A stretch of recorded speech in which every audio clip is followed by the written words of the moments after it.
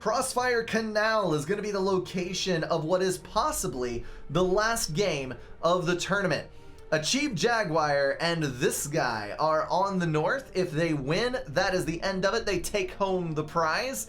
And on the south side, we have Blinchik and Strogo. If they win, they have to win twice because they are coming from the losers bracket.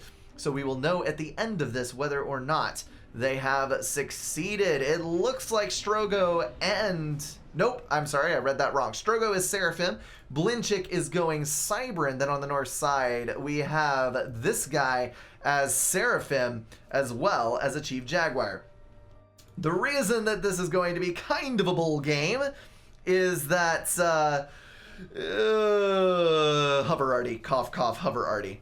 Hover Artie is going to overwhelm this map from two different directions, and I can't wait to see what the unit caps actually get up to. We're going to have to click in at some point and count the amount of artillery that is fielded. Looks like Achieve Jaguar is going for first land factory. Got 8 power generators planned after that. No easily accessible hydro. You got to walk way around to get to it, so you got to plan your build accordingly. He is going to be going for an air factory second. I do believe air factory second for this guy as well. Much more clearly planned since his build queue is a little bit farther out in advance than Jaguar's. I think Jaguar is spending his APM either on a game of Stellaris in the background because nothing happened for quite a little while there, or he's going for manual reclaim orders in the slowest manner possible.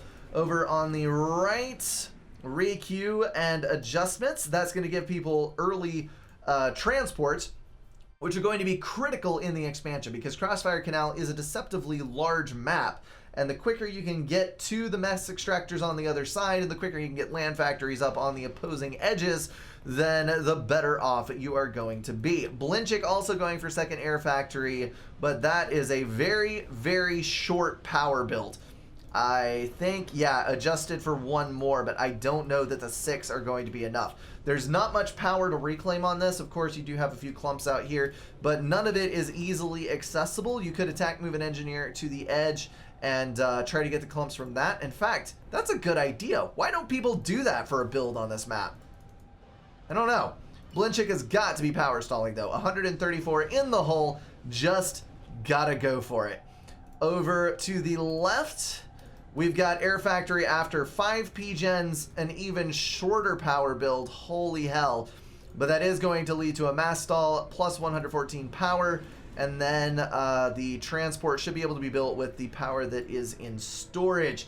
I think the north side team is having a much, much better start of this. The Air Factory is going to be completed later. But if we take these guys in an example, Chief Jaguar's 180 power plus, very well balanced. And we got 188 plus with hard mass stall for this guy, although he did pick up his mass on his main plateau, so that could explain the little bit of advancement, even though he has the same 4 mass extractors. This right here, 75 mass plus a group of 10s. Blinchik has not reclaimed, and same dealio, Strogo has not gotten his mass either. On the north side, Achieve Jaguar definitely picked us up, and look at that! He's doing it. He placed the attack move orders on the engineers all the way to the outside edge to get that extra little bit of reclaim. There goes the transport. Early artillery is across for Strogo trying to get at those units in the back. We'll have to wait and see how successful that is. Of course, larger maps in the early game, things tend not to move quite so quickly. We do have an early transport out for Blinchik that will drop on the opposing edge and get a bit of a start. So Jaguar is going to get his expansion, and Blinchik is going to get his. All right. Looks like... Oh, contesting transport. So this is probably going to be too late, but it is 4 engineers versus 4 engineers. Ah, yes, deflection. So drop on the south side. That was a very good move by Strogo. That's going to give him an opportunity to build a land factory before this land factory can put a tank out to mess with the engineers. Got 3 planned without having to reclaim anything. Well done there. This artillery piece is going to move up and try to lock the land factory. I would imagine we have a sell-in out immediately to try and go for engineer KOs. Second sell-in, that is a mistake. Jaguar wasting his first couple of units on something that is not going to be effective after approximately 35 seconds of factory production.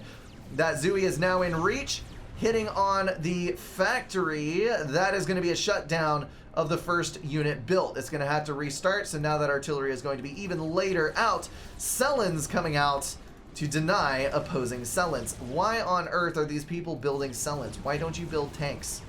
I don't understand. Second factory complete, third factory going down. Selins may be able to kill off the engineers before this factory is completed. Holy cow, they actually have a very, very, very tiny amount of DPS. Engineers trying to hide behind the factories to use those as meat shields. On the right-hand side, as we try to keep this entire thing in focus, we are going to, actually, I can do this. We can just kind of scroll the mini-map in and do that. Over on the right, we've got T1 bombers harassing Blinchik's base, but Blinchik did get the factory down and will now be able to build some anti-air, get some interceptors out, build some tanks, and lock down that entire expansion. Looks like this guy is moving his ACU over to the other edge, though, so that is going to give him a leg up in combat potential. As we saw on the mini-map, this guy... Hold on, I'm getting my players confused. Strogo was able to save his factories alive. An edged Zooey there was trying to get some damage down on the initial factory. The third factory will be built by that lone remaining engineer saved away from the Selins due to that factory block. And now all of those engineers have died. So this expansion is going to fall. However, Chief Jaguar is moving his ACU, same as this guy, over to the other island to bring that build power and combat potential to bear. Strogo is not leaving that unchallenged, though. He's moving his ACU over to the base of the rock, where he will be able to fight alongside his units. The Chief Jaguar dropping engineers in various locations to try to get mass extractors and reclaim. That is a good thing to do. Of course, those mass extractors, once they're alive for 18 seconds, do pay for themselves.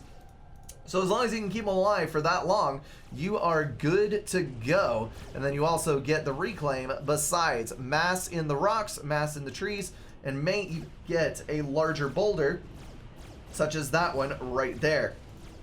Looks like T1 tanks finally finishing off that land factory. No! And artillery came out and they're not going to get it done. You gotta go finish it. It's only got 210 HP. Please, for the love of all that is holy, just kill the dang thing. Drops for Blinchik, spreading engineers far and wide because, of course, the map is big enough that the walk time on engineers is ridiculously long. You can speed yourself so much with that transport. 5 land factories planned on the expansion, with only 1 on the home base, with 3 air factories online. Of course, we're now starting to see naval factories go down into the water for the south side team. I was about to say, as we should see from the north, but these guys are delaying their navy yet further in favor of contesting the expansions. I think that's the right choice to make, though, because I just realized that in the flurry of all of this motion, both of the expansions fell to Blinchik and Strogo, which is a weird thing indeed, as bad as those early builds were. That is a very strange thing to see happening.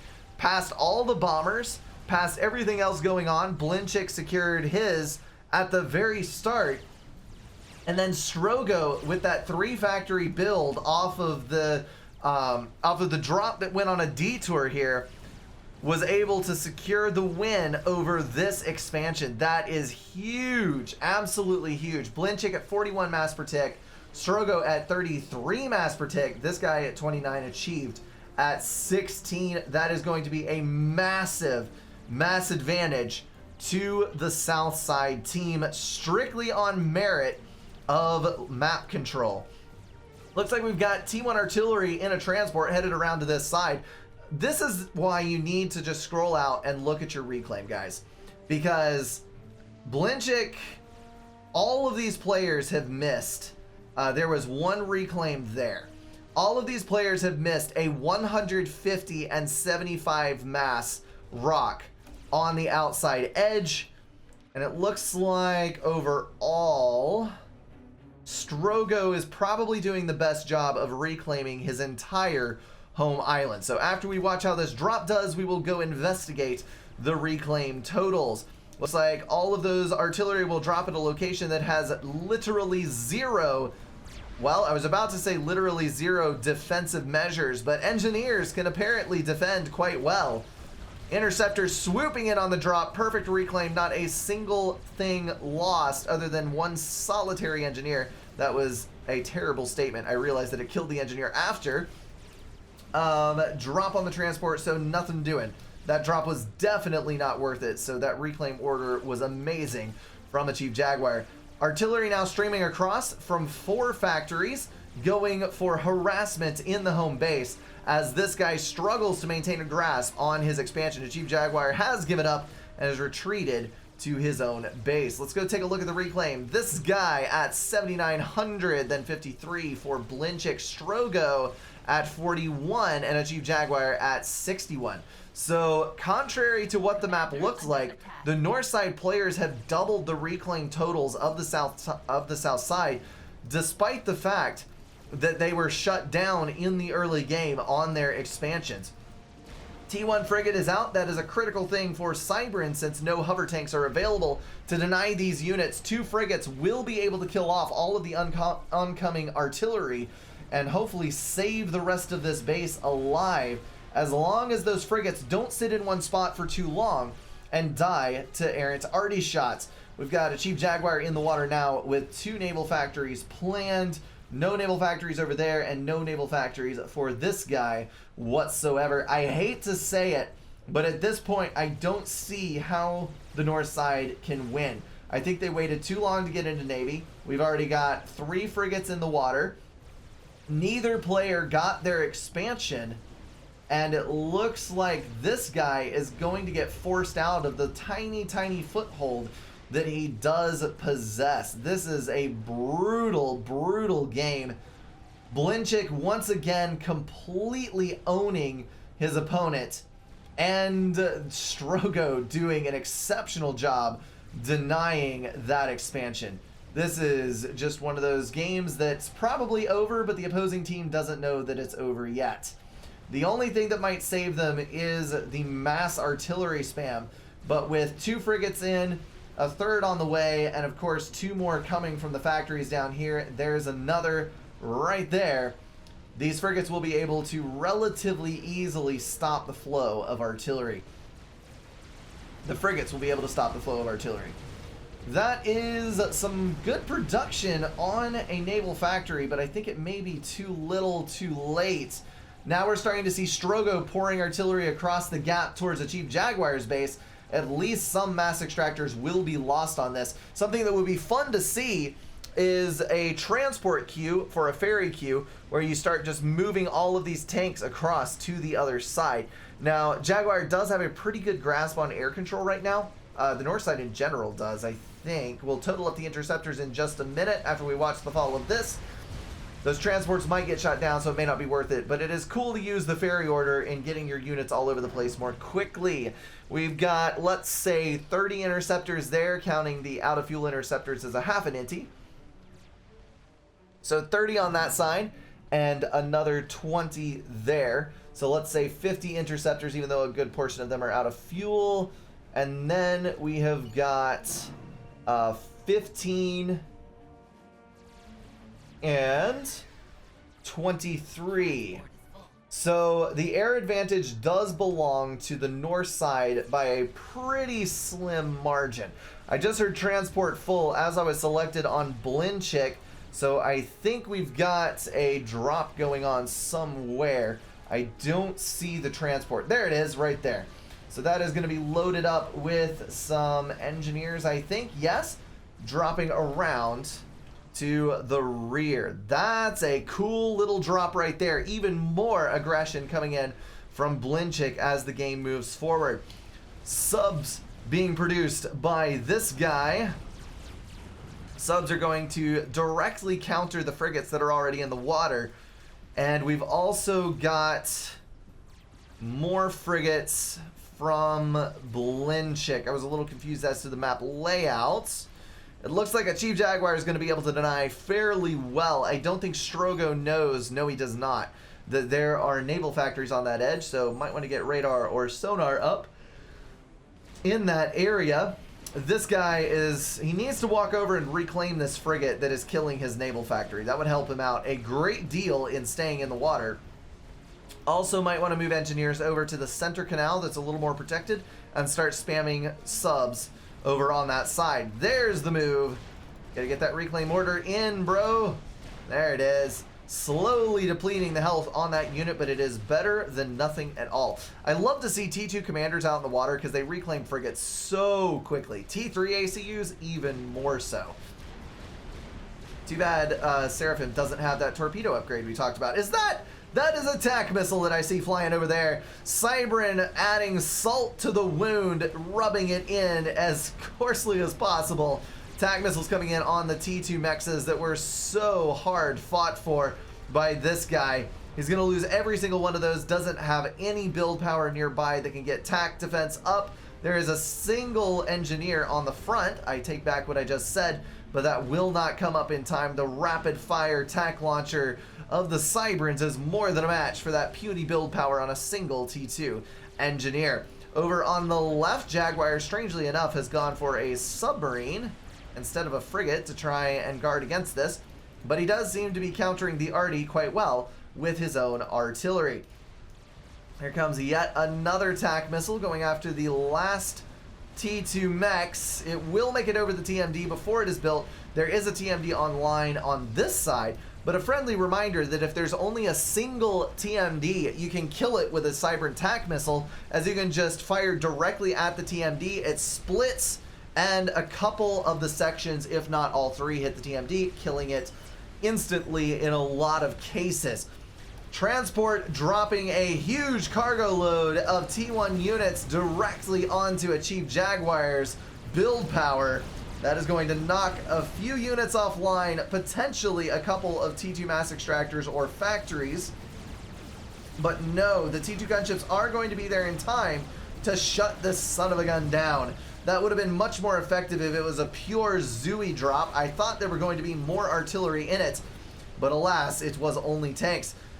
Throwing out the GG there. Shield and flak up, preventing a gunship snipe, which was apparently the goal from this guy. He's barely even going to scratch the surface of that ACU. It was a valiant attempt, but alas, not meant to be. Excellent response by Blinchik, adding HP to the commander and getting flak up, and now those NT are going to move over to the left to get away from the anti-air. Looks like we've got Strogo starting tack missiles. He's going to start hammering away at a Chief Jaguar's base as well. I would highly recommend getting a TMD, friend. This guy pulling the Control K on that. And then we've got a Chief Jaguar following suit. Well fought, but that was just a complete steamroll by the South Side team. Well played. The North Side had a better build order. They had a better start, but the South Side just used their units so effectively that it ended up turning into this monstrosity of a game. Well done to Blinchik and Strogo, and as I just discussed a minute ago, that means we get one more game in the tournament. So I'm going to bail on this, and we're going to find out what that other game holds for us. That is going to wrap everything up for this video, guys. If you enjoyed it, feel free to drop a like and share it with someone. If you want to support the channel, catch the streams, or join the Discord, check out the links in the description.